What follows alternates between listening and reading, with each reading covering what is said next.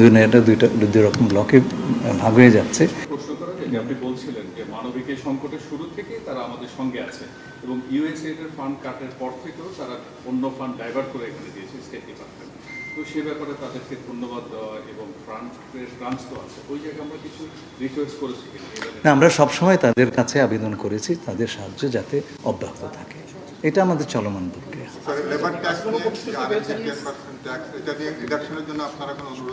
ভাই, এই ট্যাক্সটা সম্পর্কে আমি যা পড়ছি তাতে মনে হচ্ছে মানুষের কোনো ধারণাই নাই। আমি I am sorry to say. না না না, এই ট্যাক্সটা এলো কেন, এই ডিউটিটা কী প্রক্রিয়াতে আসলো, এটা কি সেটা সম্পর্কে তো জ্ঞান নাই লোকজনের। I am sorry to say this. আপনারা জানেন, প্রথমে 19% আমাদেরকে ধার্য করা হয়েছিল, যে আইনের বলে সেটা করা হয়েছিল। সুপ্রিম কোর্ট আমেরিকার বলেছে সেই আইনের বলে আপনি ট্যারিফ দিতে পারেন না।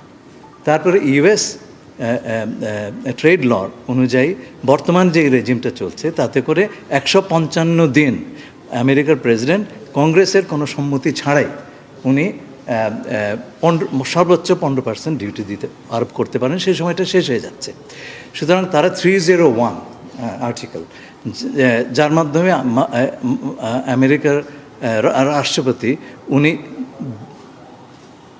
Unlimited amount of tariff for unlimited time ধার্য করতে পারেন, কিন্তু তার জন্য তাকে একটা কারণ দেখাতে হবে এবং সেইটা নিয়ে একটা ইনভেস্টিগেশন করতে হবে।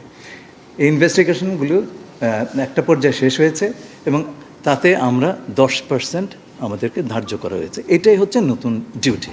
আচ্ছা, এখন আমাদের 10, অন্যরা 12 পেয়েছে, 12.5 পেয়েছে, আমরা 10 পেয়েছি। সেই সঙ্গে আরেকটা জিনিস পেয়েছি যেটার কথা কেউ বলছে না, এটা হচ্ছে সবচাইতে ইম্পর্টেন্ট। আমার সঙ্গে আমেরিকার যে বাণিজ্য আলোচনায় আমি একটা কথা তাদেরকে বলেছি যে এই যে জামাকাপড় আমরা বানাই, এটা যদি আমেরিকান তুলা বা আমেরিকান ম্যানমেড ফ্যাব্রিক দিয়ে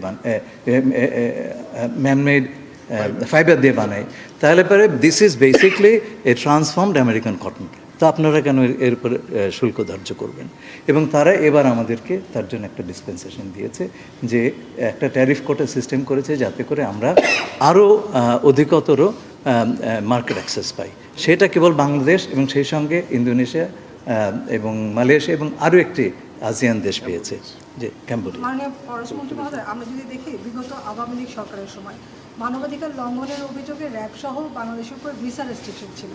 বর্তমান সরকার মানবাধিকারের ব্যাপারে, মানবাধিকার প্রতিষ্ঠার ব্যাপারে শতভাগ প্রতিশ্রুতিবদ্ধ। একই সাথে জাতিসংঘের একটি ব্রাঞ্চও এখানে এস্টাবলিশ করা হয়েছে।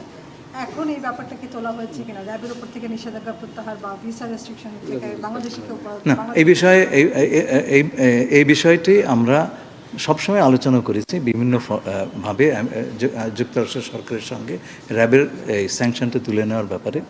এটা চলমান প্রক্রিয়া, আজকে সে বিষয়ে আলোচনা হয়নি। স্যার, আজকের মিটিং আসলে ফোকাসিং কি ছিল? আমরা একটু, মানে আমার কাছে এখনো পরিষ্কার না। অনেকক্ষণ কথা বলেছেন, 1 ঘন্টার বেশি মনে হলো।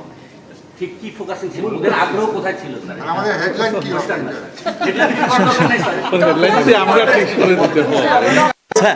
আপনারা হেডলাইন করবেন, আমি কি হেডলাইন? আচ্ছা, জায়গা কোনগুলো বাংলাদেশের বিষয়, এটা যদি এই সবগুলো তো বলে ফেললাম। তার বাইরে একটা কথা হয়েছে, সেটা হচ্ছে আমি আগামী সেপ্টেম্বর পরিষদের সভাপতি হিসেবে আমার দায়িত্ব গ্রহণ করব। এই প্রেসিডেন্ট হিসেবে আমার আজ সেটা নিয়ে তার সঙ্গে আলাপ হয়েছে এবং এই আলাপটা আমাদের চলতে থাকবে। জাতিসংঘের প্রতিষ্ঠার পেছনে আমেরিকার একটা বিশাল ভূমিকা। এটা ছিল বেসিকলি প্রেসিডেন্ট রুজভেল্টের। আপনারা যদি ইয়ল্টাতে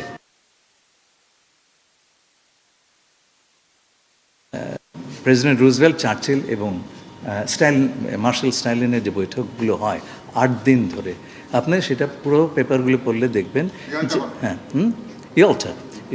তো সেইটাতে আপনি দেখবেন যে মার্কিন রাষ্ট্রপতি রুজভেল্ট, তার সবচেয়ে বড় একটা এজেন্ডা ছিল ইউনাইটেড নেশনস এবং লিগ অফ নেশনসের মতন এটা এই নতুন সংস্থা যাতে সহজেই মুখ থুবড়ে না পড়ে, তার জন্য উনি কিছু কিছু জাতিসংঘের ব্যাপারে আমেরিকান ইন্টারেস্ট এসছে ওদের কাছ থেকে। তো এই বিষয়ে এখন জাতিসংঘের জেনারেল অ্যাসেম্বলির প্রেসিডেন্ট হিসাবে আমার সঙ্গে তাদের ইন্টারাকশন হওয়া তো খুব স্বাভাবিক, এবং এই ইন্টারাকশনগুলি চলমান থাকবে। স্যার একটা হচ্ছে চাইনিজ প্রযুক্তি ইস্যুতে বিশেষ করে সেটা অতীতে কেনার কারণে ইউএস মনে করে তাদের সেটা সিকিউরিটি সার্ভেইলেন্স ইস্যুতে তাদের কিছু কনসার্ন ছিল, তো সেইটা কি কোনো কারণে আপনাদের এই মিটিংয়ে নির্দেশ দেয়? না, সেই ধরনের এখন ধরেন এটা একটা প্রক্রিয়া যেটা আমরা দেখতে পাচ্ছি দুনিয়াতে দুই রকম সিস্টেম তৈরি হচ্ছে, দুনিয়াটা দুই রকম ব্লকে ভাগ হয়ে যাচ্ছে। এটা তো সকলের একটা, this is an emerging technology, আমরা অনেক কিছুই জানি না। আমি শুধু এইটুকু বুঝতে পারছি যে আগামী বিশ্বের আমাদের সভ্যতার একটা বেসিস হবে এটা। হ্যাঁ, তো এখনও এটা সম্পর্কে স্পষ্ট কিছু নেই। যেমন ধরেন নতুন যে প্রতিষ্ঠান হয়েছে ওয়ার্ল্ড AI কোঅপারেশন অর্গানাইজেশন, যুক্তরাষ্ট্র এখন সেটা পর্যালোচনা করছে। এখন তো তাদের পুরো অভিমতটা আমরা জানি না।